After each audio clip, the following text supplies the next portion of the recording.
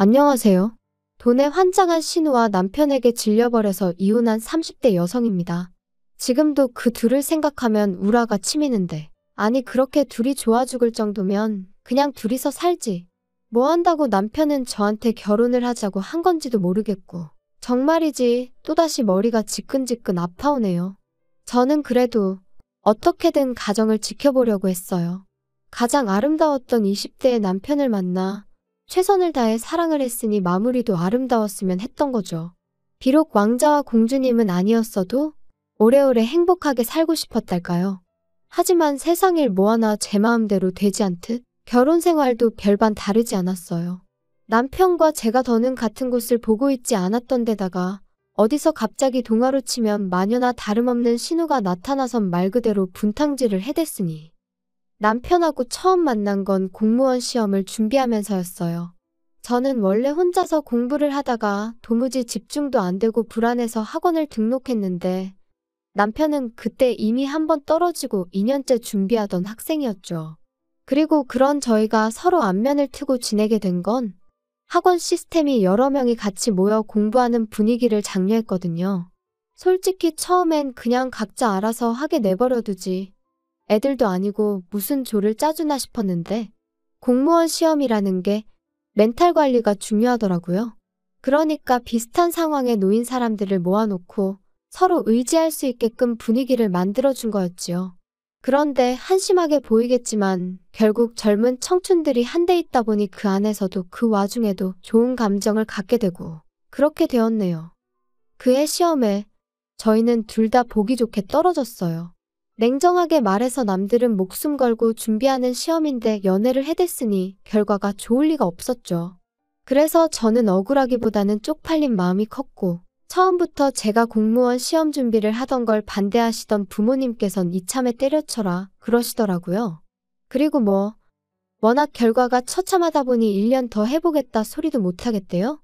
그런데 운 좋게도 제가 시험 끝나고 3개월 만에 있던 대기업 공채에 합격을 했습니다. 반면에 남편은 2년이나 쏟아부었는데 이제 와서 관둘 수는 없다며 계속해서 시험 준비를 이어나갔고 그래서 결론부터 말하자면 남편은 정확히 5년 만에 저랑 사귄 지 3년 만에 공무원이 되긴 했어요. 내내 준비하던 7급이 아니라 9급이라서 솔직히 좀 아쉽긴 했지만요. 남편은 발령받고 3달 만에 저한테 프로포즈를 해왔어요. 그런데 사실 저는 이미 5년이나 사귀었으니 오히려 굳이 결혼을 서둘러야겠다는 생각이 없었거든요. 이른 나이에 연애를 시작했다 보니 비록 끝자락이긴 해도 제 나이는 여전히 20대였고 하지만 남편은 남들보다 자기가 사회생활이 늦은 만큼 다른 건 더는 늦고 싶지 않다며 하루라도 빨리 가정을 꾸리고 싶다더군요. 그래서 서둘러 결혼을 추진하게 되었어요. 그런데 황당하게도 남편 쪽, 정확히 말하자면 신우가 저희의 결정에 반대표를 던졌습니다. 이제서야 비로소 남편 출세길이 열렸는데 뭐가 아쉬워서 저랑 결혼을 하냐 막말로 널린 게 여자다. 이제 너 좋다고 달라들 여자가 줄을 설 텐데 너무 성급한 거 아니냐 해가면서 말이죠. 기도 안 차더라고요. 무시하자는 건 아니지만 막말로 무슨 사짜 직업도 아닌데 출세길이 어쩌고 하는 것도 웃기고 직업적으로만 보면 남편이 저보다 좀 안정적이었을 뿐 급여는 제 절반 수준밖에 되지 않았는데 얼마나 손해를 보는 것처럼 말하는 것도 웃겼고요. 그리고 지금 생각해보면 이런 신우의 헛소리를 전달한 남편도 문제였는데 그때는 그렇게 생각을 못하고 저에게 뭐 하나 숨기지 않는다는 사실이 바람직하다고 느꼈는데 정말 눈에 뭐가 씌었던 건가 싶기도 해요. 아무튼 결국 참다 못한 제가 남편더러 신우 좀 어떻게 해보라고 신우의 저 헛소리를 해결하지 못하면 결혼은 못한다 했습니다. 그랬더니 며칠 뒤 다름 아닌 시부모님께서 저에게 연락을 하셔선 따로 만나자시대요. 그리고는 당신들 딸 그러니까 신우가 남편보다 6살 많은데 어려서부터 동생에 대한 애착이 무척 남달랐다 하시더니 첫째라서 책임감이 강하다. 당신들이 좀 오냐오냐 해줬더니 자기가 다 옳다고 생각하는 면이 있다. 그래도 애가 속정이 깊어서 결혼하고 가족이 되면 너한테도 금방 잘해줄 거다 그런 말씀을 하셨지요. 그리고 그때는 신우라는 인간은 제정신이 아닌 것 같아도 시부모님 되실 분들은 다르구나 싶더라고요. 게다가 남편도 앞으로 신우랑 제 사이에 크던 작던 무슨 일이 있으면 무조건 제 편을 들겠다며 자기가 다 미안하다 하니. 그래서 참고 결혼했어요. 까놓고 제가 신우랑 살부비며 살 것도 아닌데 그까짓 거 무시해버리자면서 말이에요. 그런데 막상 식을 올리고 한 몇 달 동안 제가 몸소 신우와 시부모님을 겪어보니 한마디로 집안의 대소사가 전부 다 신우 손에서 결정이 되고 있었어요. 시부모님은 경제력이 없으시다 보니 신우의 벌이에 의존하고 계셨고, 그러니 신우의 말이라면 신우가 성질이라도 한 번 내면 시부모님도 더는 어쩌지 못하시는 게 눈에 보였죠. 게다가 저희 어머님은 원래 사람이 좀 조용하시고 좋은 게 좋은 거라고 둥글게 넘어가시는 편이세요. 아니, 이건 제가 좋게 표현한 거고 실은 당신 의견을 잘 말씀하지 않으시고 우유부단하십니다. 그리고 신우는 이런 어머님의 성격을 도대체 이해를 못하겠다, 답답해 죽겠다 해대면서 매번 자기가 나서서 시어머니 역할을 대신하려 들더라니까요. 사실 결혼 전 상견례 자리에서도 계속해서 시부모님 말씀을 끊어가며 나대는 모습을 보이긴 했는데 그때는 그냥 사람이 드세서 저러나 싶었거든요. 근데 그게 아니라 애시당초 신우가 자기 부모님을, 그러니까 시부모님을 엄청 무시하고 있던 거였죠. 한편 제가 결혼하고 얼마 지나지 않아 외국에서 호텔리어를 하던 제 동생이 한국에 돌아왔어요. 친정아버지께서 같이 사업을 해보자며 동생을 불러들이신 거였죠. 참고로 저한테도 권하시긴 했는데 전 사업 쪽엔 영 관심이 없어서 진작에 거절한 상황이었습니다. 큰 조직과 체계 안에서 주어진 일을 하는 게 솔직히 마음이 편했거든요. 그리고 그때만 해도 제가 이혼을 하게 될 줄은 몰랐고 오히려 남편과 아이를 낳고 그렇게 살 줄 알았으니 사업까지 잘해낼 자신이 없었던 것도 사실이고요. 그런데 그 사업이란 게 말 그대로 대박이 났어요. 초기 자본금 6억. 적지 않은 돈이 들어간 사업이었지만 전액 회수까지 오랜 시간이 걸리지는 않았습니다. 그리고 그런 와중에 친정아버지께선 저도 많이 챙겨주셨어요. 특히나 제가 그렇게 갖고 싶어하던 비사의 외제차를 사주시기도 하셨고요. 그런데 그 차를 받은 게 화근이었을까요? 그 무렵부터 남편이 자기도 공무원 때려치고 저희 아버지 밑에 들어가서 사업을 하고 싶다 뭐 그런 소리를 자꾸 하는 거예요. 제가 그건 안 된다고 몇 번이나 얘기를 했는데도요. 표정이 왜 그래?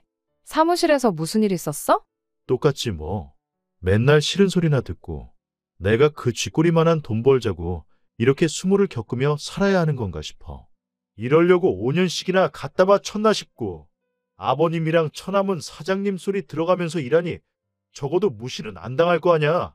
서운하다 서운해. 사람마다 하는 일마다 받는 스트레스의 종류가 달라서 그렇지. 아버지도 경수도 다 나름의 고충이 있어. 그러니까 자꾸 비교는 하지 마. 그래도 사장으로 받는 고충이랑 내가 받는 고충이라 같겠냐? 하여튼 자기 일 아니라고 말은. 기껏 걱정해서 한 말인데 무슨 말을 그렇게 해? 나도 지금 하는 일 때려치고 사업하고 싶다니까? 그러지 말고 장인어른한테 다시 한번 얘기 좀 해봐. 아니 사위도 자식이라며 근데 왜 처남만 데리고 사업을 하시는 거야? 막말로 이거 진짜 차별하냐? 진짜 서운하다니까. 그걸 나한테 따져도 소용없어. 아버지가 안 된다고 하셨을 땐 다 아버지 나름대로 이유가 있으신 거니까. 진짜 너도 장인어른도 그러는 거 아냐? 아니면 혹시 돈 좀 해달라고 하면 어때? 뭐라고? 그게 무슨 소리야? 사업을 하고 싶으면 당신이랑 나랑 일단 돈을 모아서 그리고 이후에 하든 말든 해야지. 왜 당신이 사업을 하는데 우리 아버지한테 돈을 해달라고 부탁을 드리래? 절대 안 돼. 매번 남편이 때려치고 사업이나 할까 어쩔까 해댈 때 저는 솔직히 그저 푸념이라고만 생각했어요. 누구나 가슴속에 사표 한 장 품고 다닌다는 말처럼 그냥 하는 소린 줄로만 알았죠.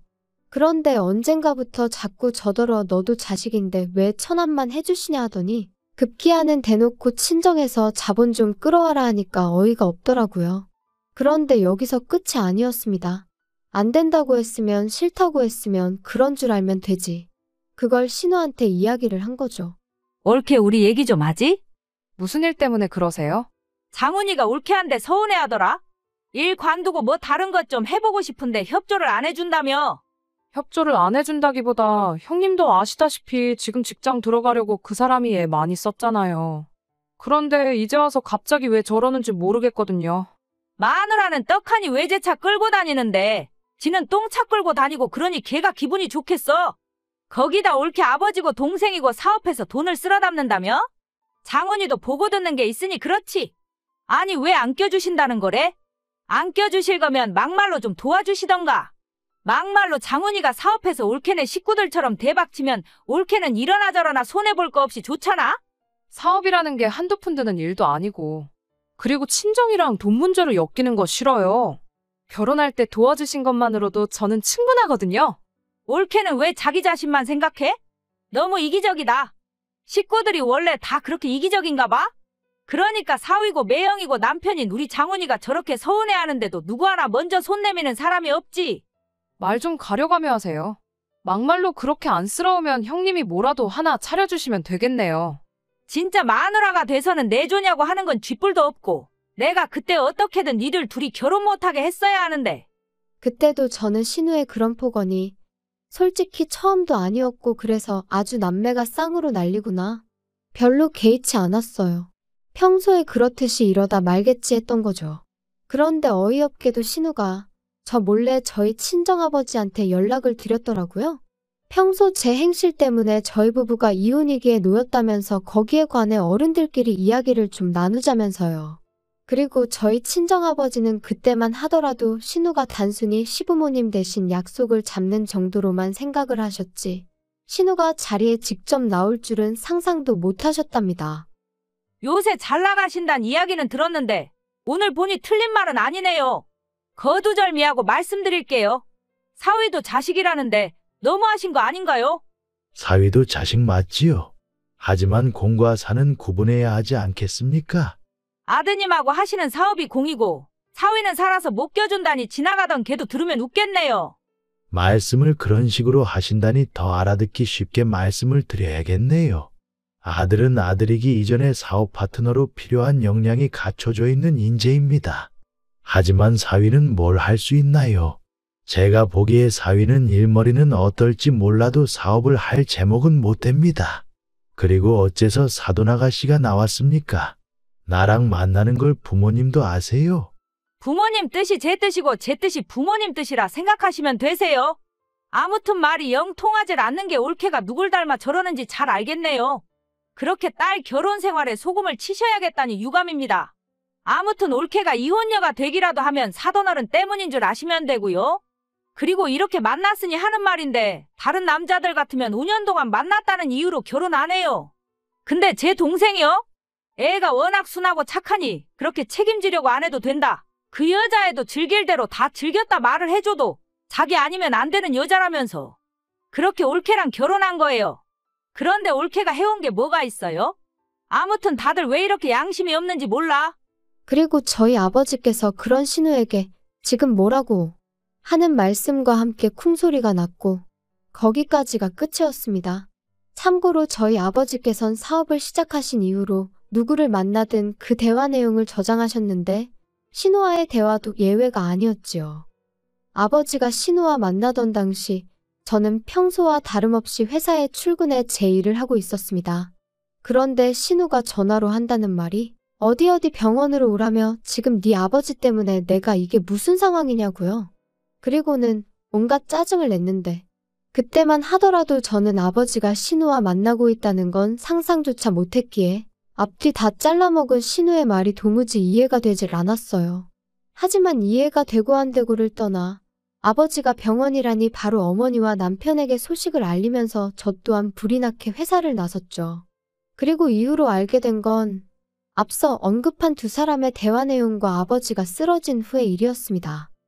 신우가 폭언을 퍼부어대자 저희 아버지는 그 자리에서 그만 쓰러지셨고 그 쓰러지신 아버지를 신우는 일으켜 세워드리기는커녕 이제 하다 안 되니까 생쇼를 하냐며 코웃음을 치더랍니다. 그리고는 흔들어 깨우려는 걸 카페 안에 있던 사람들이 그러면 안 된다며 서로 119를 불러라, 물을 가져와라. 뭐 그런 상황 속에서 이제 저희 아버지가 응급실로 이송이 되셨던 거죠. 그리고 그땐 그나마 어쨌든 신우가 바로 옆에 있던 사람이니 같이 구급차에 오르게 된 거였고요. 신우는 병원에 도착한 저를 보더니 자긴 가보겠다며 저희 아버지 때문에 자기 일정이 다 꼬였네 어쩌네. 끝까지 미안하단 말은 없었습니다. 그래도 저는 신우가 저희 아버지를 혼자 병원에 보내지 않았다는 사실 하나로 아무것도 문제 삼지 않으려 했어요. 오히려 혼자 계실 때 쓰러지신 게 아니니 얼마나 다행이냐고 그렇게 생각하며 차라리 고맙다 생각하기로 했었죠. 한편 아버지는 다행히 경미한 뇌졸중이란 판정을 받으시고 집으로 퇴원을 하셨습니다.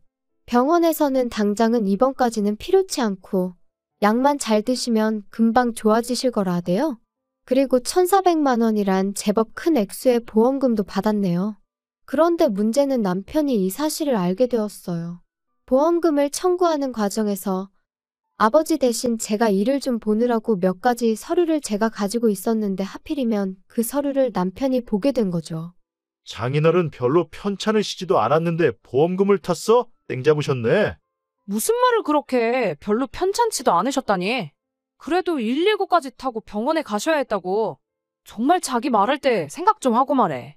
넌 뭘 또 그렇게 예민을 떠냐? 야, 그건 그렇고 우리 누나한테도 성의 표시는 해야 하는 거 아냐? 성의 표시? 무슨 성의 표시? 병원에 같이 가준 일에 대해서라면 계좌로 20만 원 보내드렸어. 20만 원? 장난하냐? 장인어른 목숨을 구해준 생명의 은인한테? 너는 근데 생명의 은인한테 꼴랑 20만 원을 보내냐? 야, 대단하다 대단해. 생명의 은인이라니 솔직히 너무 오버하는 거 아니야? 막말로 형님 때문에 우리 아버지가 쓰러지신 건 아니고? 그리고 말이 나왔으니 말이지만 형님도 제발 적당히 나서시라 그래. 형님이랑 우리 아버지랑 같이 마주 앉아서 자식의 길을 나눌 그게 되니?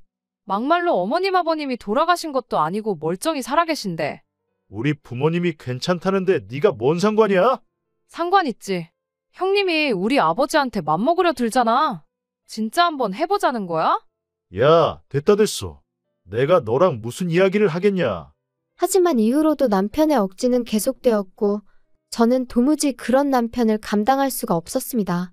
그리고 급기야 남편이 저와 상의도 없이 사표를 냈다는 걸 알게 되었을 땐 정말 망치로 머리를 한 대 아니 10대쯤 맞은 느낌이었죠.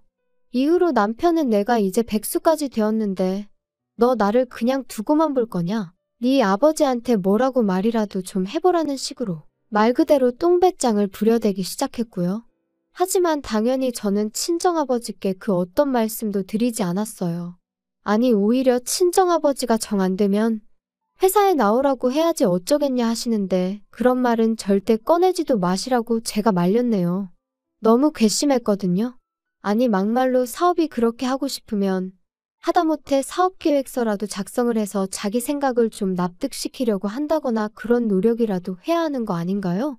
하지만 남편은 그저 자기가 제 남편이니 저희 부모님이 당연히 자기를 도와주셔야 한다는 아주 뻔뻔한 태도를 고수했어요. 그뿐만이 아닙니다. 신우는 이후로도 말끝마다 누구 덕분에 죽다 살아났는데 고마운 줄도 모른다며 자기가 저희 친정아버지를 열받게 한 이야기는 쏙 빼놓고 친척분들에게 전화 저희 부모님을 완전히 안면몰수 파렴치 안으로 몰고 갔으니 아무리 참으려고 해도 참을 수가 없었어요. 그래서 마지막으로 정말 마지막이란 마음으로 남편에게 형님 정말 너무하신다. 좀 전에는 얼굴도 가물가물한 고모님한테 전화가 걸려왔는데 뭘 하시는 줄 알아? 나더러 그렇게 살지 말래. 형님이 도대체 뭐라고 하셨길래 세상에 결혼식 때 딱 한 번 뵌 고모님이 그런 말씀을 하셔? 당신이 형님한테 제발 좀 그만하라고 말 좀 해. 내가 왜 누나가 누나 입으로 자기가 하고 싶은 말을 한다는데 내가 그걸 어떻게 막냐? 언론의 자유라고 들어본 적 없냐? 그게 지금 말이 된다고 생각하는 거야? 진짜 형님도 당신도 말도 안 되는 억지 좀 제발 그만 써. 남매 아니랄까 봐. 그러니까 나는 남매라서 우리 누나 동생이라서 누나한테 이래라 저래라 하기 싫으니까 욕먹기 싫으면 지금이라도 누나한테 죄송합니다 하고 줄 건 주고 네가 잘하면 되겠네. 정말 그렇게 나온다 이거지? 그러니까 당신은 나랑 형님 사이에서 형님 편이다 이거네? 아무렴 당연하지. 우리 누나는 이러나 저러나 나를 위해선 뭐든지 할 사람이지만 너야말로 나랑 장인어른 사이에서 장인어른 입장만 생각하잖아. 그래 그럼 우리 결론 났네. 당신은 형님이 중요하고 나는 당신 말대로 우리 아버지가 중요하니 못하러 같이 살아? 막대 먹고 날강도 같은 당신 누나도 당신도 지긋지긋했는데 이제 다 끝이야. 그런데 어이없게도 막상 제가 남편과 이혼하기로 하니 신우가 그때부터 그전과는 전혀 다른 태도를 취하기 시작했습니다. 그래도 부부의 인연이라는 게 보통 인연이 아닌 건데 이혼이라니 말도 안 된다면서. 저더러 위기를 극복하려고 노력을 해봐야지 그렇게 포기하면 쓰냐 돼요? 그래서 제가 이게 다 형님 덕분 아니냐, 이렇게 되길 바라신 거 아니냐니까. 자기는 그저 윗사람으로 몇 마디 한 것뿐이지 누구보다 저희의 행복을 바란다나 어쩐다나. 그리고 신우가 그렇게 태도를 달리한 데는 다 이유가 있었습니다. 남편이 신우더러 저랑 갈라서는 대로 신우네 집에 들어가 살아야겠다고 했던 거죠. 신우는 자기가 벌려놓은 상황이 있으니 대놓고 안 된다고도 못하고, 그러니까 왜 괜히 동생 부부 사이에 끼어들어 이 사단을 만든 건지. 하지만 저로서는 신우 덕분에 남편의 민낯과 그 음흉한 속내까지 전부 다 알아차리게 되었으니 오히려 고마웠습니다. 그래서 마지막으로 만났던 날엔 집에 가는 길에 커피나 한 잔 사 먹으라고 10,000원 쥐어줬네요. 울그락불그락하는 신우의 표정을 여러분들도 보셨어야 하는데. 아무튼 결국 저랑 남편은 이혼했고 남편은 신우와 같이 살기 시작한 모양이에요. 그렇게 물보다 진한 피로 맺어진 지 누나랑 같이 살게 되었으니 얼마나 좋을까요? 오손도손 잘 지냈으면 좋겠어요. 괜히 저 말고 또 다른 불쌍한 여자 팔자 꼬아놓지 말고 어떻게 마무리를 해야 하나 싶은데, 혹시 주변에 자기 건 자기 거, 남의 것도 자기 것이라고 착각하는 사람들이 있다면 참지 말고 꼭 확실히 선을 그으시라고 말씀드리고 싶어요. 확실히 말해도 못 알아들은 척 고집 부리는 인간들이 많은 게 함정이긴 한데, 괜히 애매한 모습을 보였다간 휘둘리기 쉽상이겠다는 걸 제가 이번에 뼈저리게 배웠거든요. 여러분은 저와 같은 실수는 하지 않으셨으면 좋겠습니다. 그나저나 요새 날씨가 따뜻했다 눈왔다. 도무지 종잡을 수가 없네요. 이럴수록 감기 조심하셔야 하는 거 아시죠? 건강 유의하시고 항상 즐거운 일만 있으시길 바라겠습니다. 감사합니다.